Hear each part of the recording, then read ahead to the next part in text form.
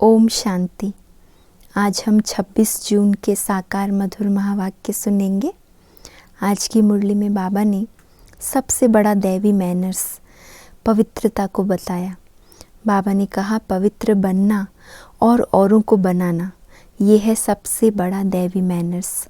और अगर ये एक मैनर्स आप धारण करते हैं तो इसके पीछे और भी अनेक मैनर्स आपके अंदर आते जाएंगे, जो सतयुगी दुनिया में चलने के लिए आत्माओं में बहुत ज़रूरी है।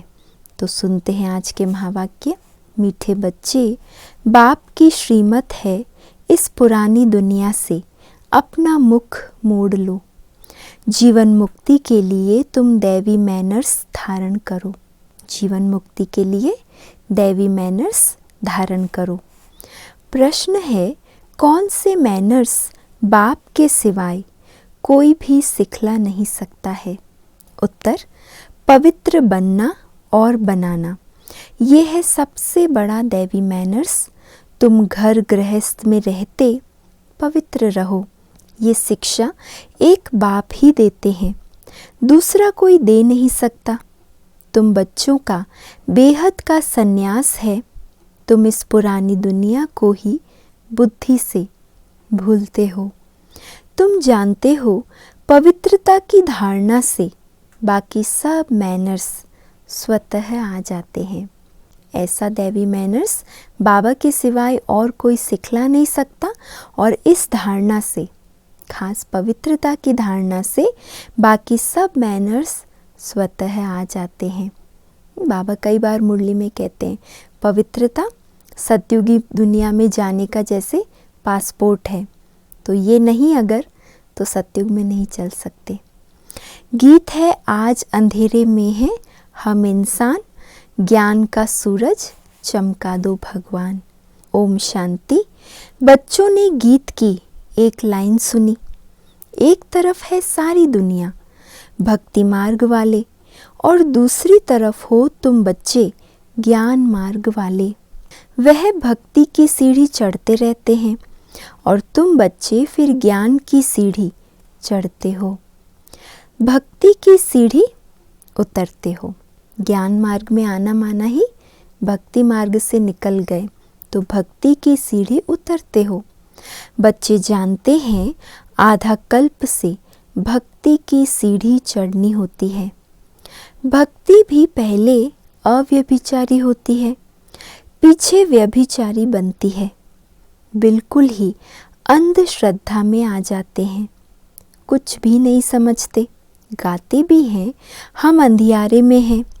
सतगुरु बिगर घोर अंधियारा। गुरु तो यहाँ बहुत है, अब सच्चा गुरु कौन है? साधु संत महात्मा भक्त आदि सब साधना करते हैं अथवा याद करते हैं, शास्त्र वेद उपनिषद आदि पढ़ते हैं, फिर भी कहते हैं भगवान जब आए तब ही आकर हमारी सद्गति करे। सद्गति दाता को ही पतित पावन कहा जाता है। अभी तुम बच्चे घोर अंधियारे में नहीं हो, तुम ज्ञान की रोशनी में आए हो। पतित पावन बाप को जानते हो और उनको याद करते हो। जितना जो बच्चा याद करता है और ज्ञान की धारणा करता है, उतना उसका अज्ञान अंधियारा विनाश हो जाता है। जो जितना ज्ञान की धारणा करता है और बाबा की याद में रहता है, उतना उनका अज्ञान अंधियारा विनाश हो जाता है। अब रोशनी में ले जाने वाला एक ही बाप है। ज्ञान अंजन सतगुरु दिया, कोई सुरमा नहीं है, है ना? कोई स्थूल रूप में आँखों में सुरमा लगाने की बात नहीं है, लेकिन ये ज्ञान की बात है।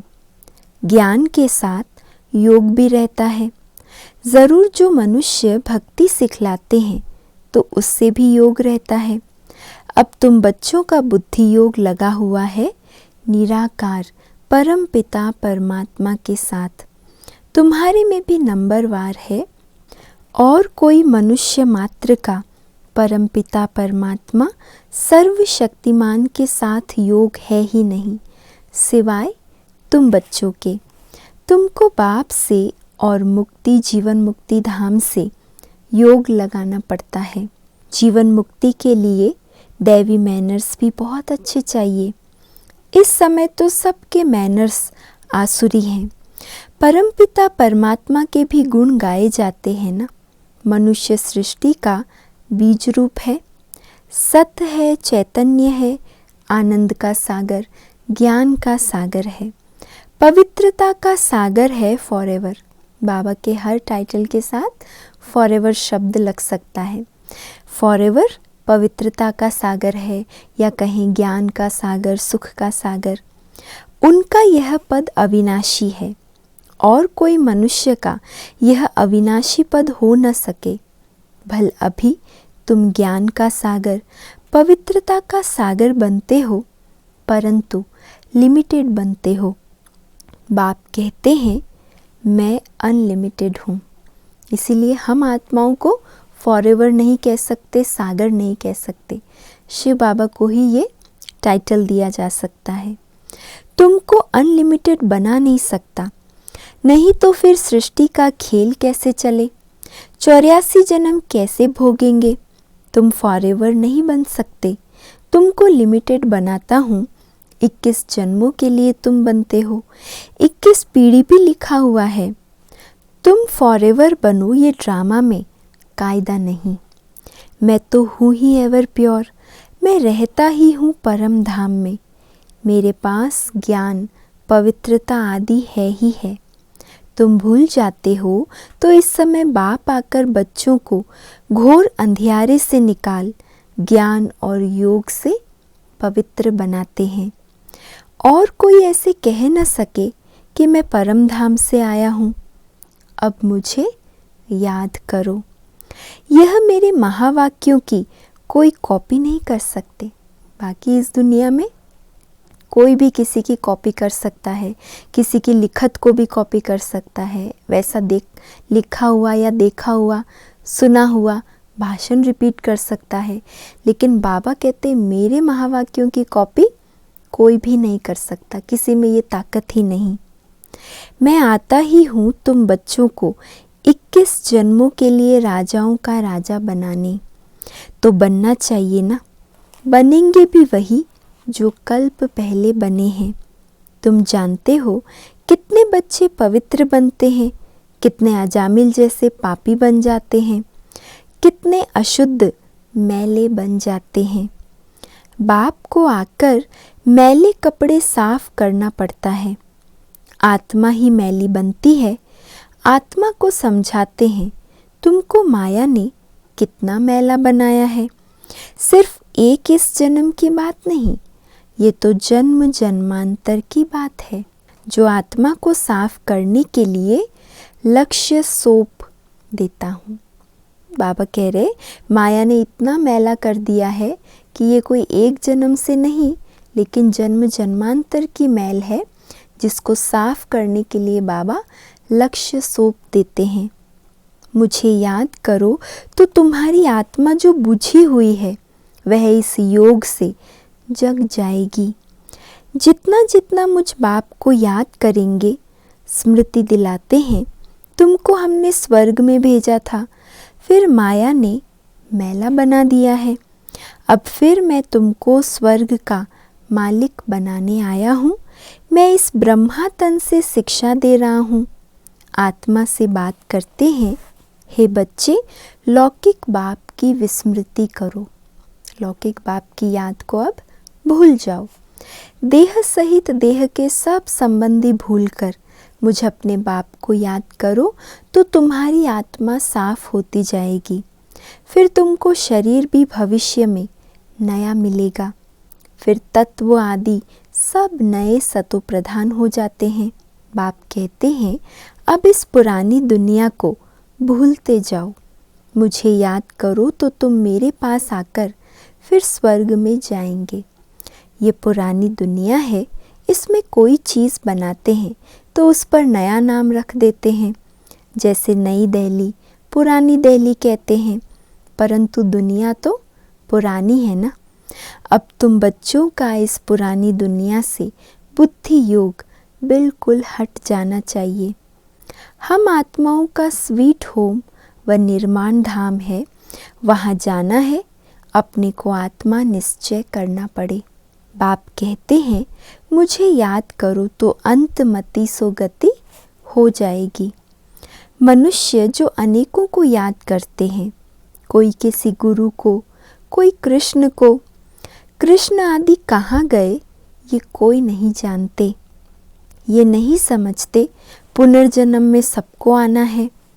ये रस्म रिवाज सृष्टि के आदि से चली आती है। सतयुग आदि में देवी देवताएं हैं, जरूर पुनर्जन्म वहाँ से ही शुरू हुआ होगा। पहले पहले है श्री कृष्ण फर्स्ट पवित्र मनुष्य, उनकी महिमा जास्ती है। लक्ष्मी नारायण की इतनी नहीं है, क्योंकि बच्चे पवित्र सतो प्रधान होते हैं तो महिमा बच्चों की गाई जाती है। कृष्ण की बहुत महिमा है, परंतु ये नहीं जानते कि कृष्णपुरी है कहाँ। वैकुंठ कहते भी हैं सतयुग को, फिर पता नहीं कृष्ण को द्वापर में क्यों कह दिया है। वही चीज़ दूसरे कोई नाम रूप देश में आ न सके, वही नाम रूप दूसरे जन्म में हो नहीं सकता।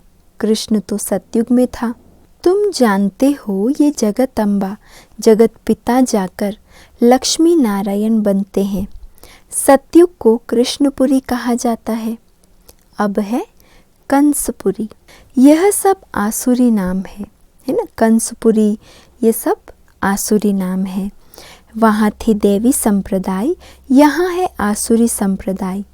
बाप बैठ बच्चों को संगम पर समझाते हैं, वह बाप है रचयिता। उनको कहा जाता है मनुष्य सृष्टि का बीज रूप। तो ज़रूर नई मनुष्य सृष्टि रचेंगे। तुम गाते भी हो बाबा आप पतित पावन हो, इस पतित सृष्टि को आकर पावन बनाओ। पावन सृष्टि रच पतित सृष्टि का विनाश कराओ। बरोबर ब्रह्मा द्वारा पावन सृष्टि रच शंकर द्वारा पतित सृष्टि का विनाश कराते हैं। ये बातें और कोई नहीं जानते हैं। अभी तुम बच्चे बाप के साथ योग लगाते हो। तुम देखते हो बाबा मैले कपड़ों को सटका लगाते हैं, कोई तो फट जाते हैं, कोई टूट पड़ते हैं। बहुत जास्ती मैले हैं तो जब सटका पड़ता है तो कोई तो फट जाते हैं, कोई टूट पड़ते हैं।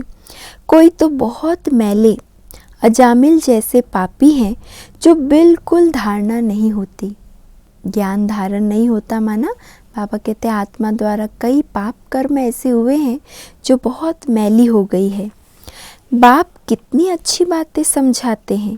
मीठे लाडले बच्चे, मुझ मोस्ट बिलवेड बाप को याद करो, मोस्ट बिलवेड सुख धाम को याद करो। ये भी तुम अब जानते हो, दुनिया में कोई को पता नहीं। ये तो अब है अति दुख धाम। मनुष्य त्राही त्राही करते रहते हैं, एक दो को मारते रहते हैं, फिर कहते हैं भगवान रक्षा करो। ये ज़रूर मुख से निकलेगा, बाप तो लिबरेटर है।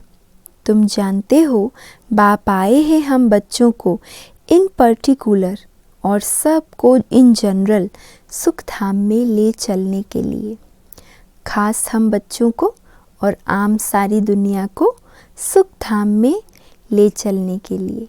तुम जानते हो बाप आए हैं हम बच्चों को इन पर्टिकुलर और सबको इन जनरल सुख धाम में ले चलने के लिए, खास हम बच्चों को और फिर आम सारी दुनिया के लिए। तुम बच्चों में भी नंबरवार है जिनको ये नशा है।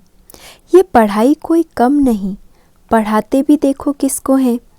अजामिल जैसी पाप आत्माओं को पढ़ाकर स्वर्ग का मालिक बना देते हैं। तमो प्रधान तो सब हैं, उनको सतो प्रधान दुनिया में ले जाना पड़ता है। बच्चों को बार बार समझाते हैं कि यहाँ दैवी गुण धारण करने हैं। यहाँ तुमको एम ऑब्जेक्ट बुद्धि में है। यह पवित्रता के मैनर्स और कोई नहीं सिखाते। सन्यासी तो घर बार छुड़वाते हैं। यहाँ बाप कहते हैं तुमको घर बार नहीं छोड़ना है, तुमको तो इस सारी पुरानी दुनिया को छोड़ना है। वो है हद का सन्यास, ये है बेहद का सन्यास। उन सन्यासियों को भी कितना मान मिलता है। साधु समाज गवर्नमेंट को भी मत अर्थात राय देते हैं। आगे चलकर ये सन्यासी आदि भी तो माताओं के चरणों में गिरेंगे। माताओं बिगर उन्हों का उद्धार नहीं हो सकता, क्योंकि तुम नॉलेज देते हो, बाकी चरणों में गिरने की बात नहीं है। हाँ, कोई नमस्ते व राम राम करते हैं तो रेस्पॉन्ड तो देना होता है। बाबा भी कहते हैं, बच्चे नमस्ते, मैं तुम बच्चों को अपने से भी ऊंच बनाता हूँ। तुमको ब्रह्मांड और सृष्टि दोनों का मालिक बनाता हूँ और मैं वानप्रस्थ में चला जाता हूँ, परंतु तुम्हें श्रीमत पर भी चलना पड़े, इस पुरानी दुनिया से मुख मोड़ना पड़े। राम रावण और सीता का खिलौना है ना।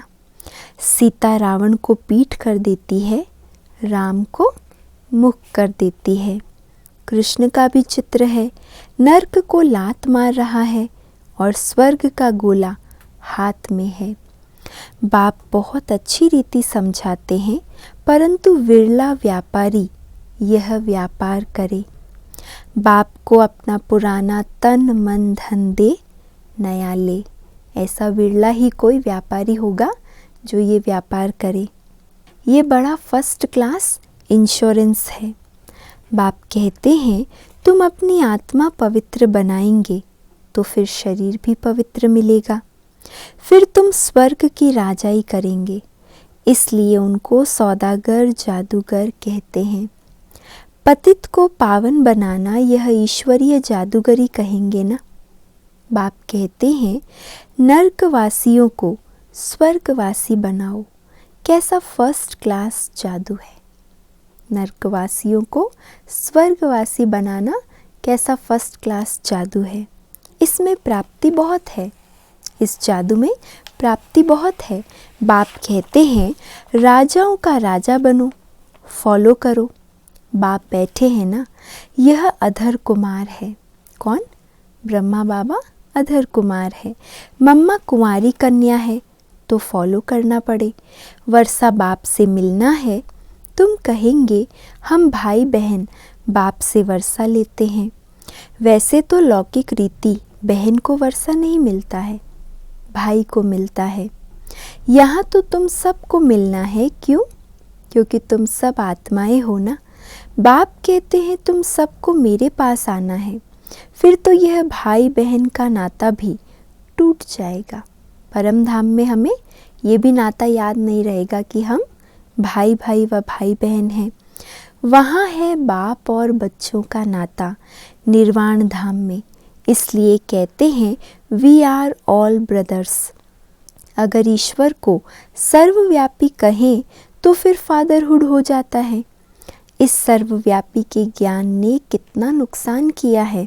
अब तुम बच्चों पास बाप की याद है, बाप को याद करने में ही मेहनत जास्ती है। ऐसे भी नहीं कि तुमको कोई निष्ठा में बिठाए, तुमको तो लक्ष्य मिला हुआ है। यहाँ तो तुम मुरली सिर्फ बैठ सुनाते हो, योग तो तुम्हारा सदैव रहता है। मुरली सुना, फिर चलते फिरते याद में रहना है। ज्ञान मुरली सुनी, उसके बाद चलते फिरते बाबा की याद में रहना है। हम यात्रा पर जा रहे हैं, जितना हो सके याद में रहना है। 8 घंटा सर्विस करो, वो भी छूट है, बाकी टाइम देना है। मूल बात है ही पवित्रता की। तुम जानते हो ये है कांटों का फॉरेस्ट, एक दो को कांटा लगाते रहते हैं। अब बाप कहते हैं श्रीमत पर चलो। शिव बाबा भी बात करते हैं, ब्रह्मा भी बात करते हैं, परंतु तुम जानते हो शिव बाबा हमको पढ़ाते हैं।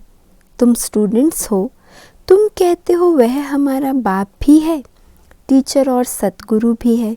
गारंटी करते हैं तुमको वापस ले जाऊंगा, ऐसे कोई गारंटी कर ना सके। ये बाप ही कहते हैं गॉड फादर ही सुख देने वाला धर्म स्थापन करते हैं। उस बाप को कोई जानते नहीं है। अगर बाप को जाने तो बाप की प्रॉपर्टी को भी जान जाए।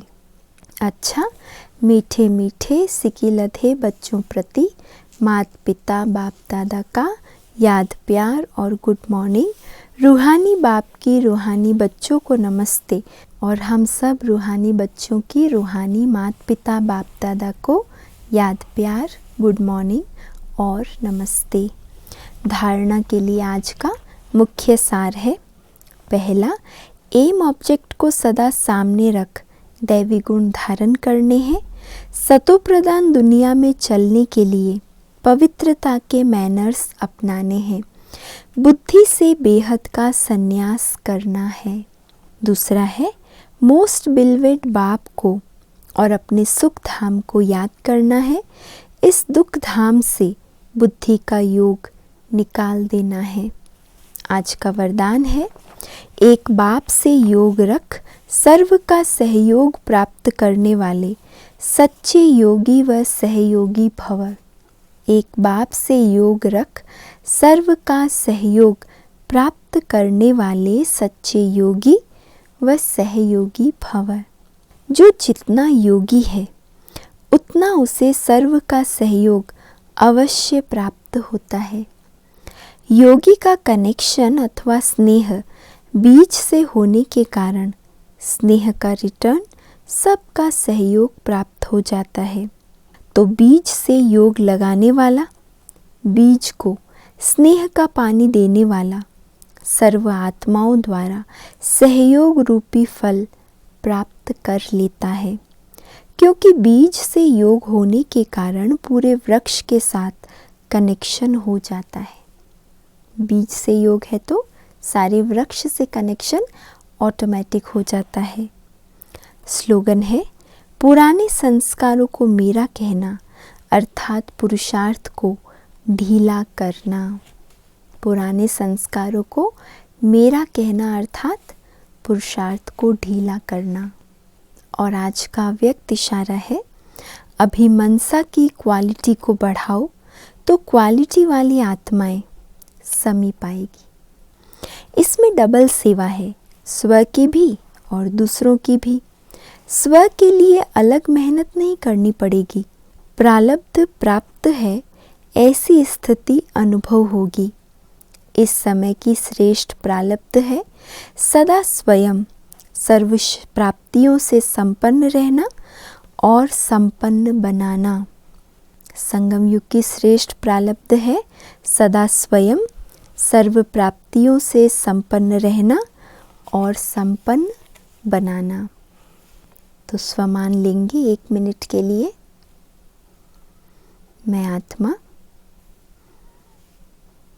परमात्म प्राप्तियों से सदा भरपूर रहने, जो भी मेरे पास आता है मैं उन्हें भी अपने खजानों से संपन्न कर देती हूँ।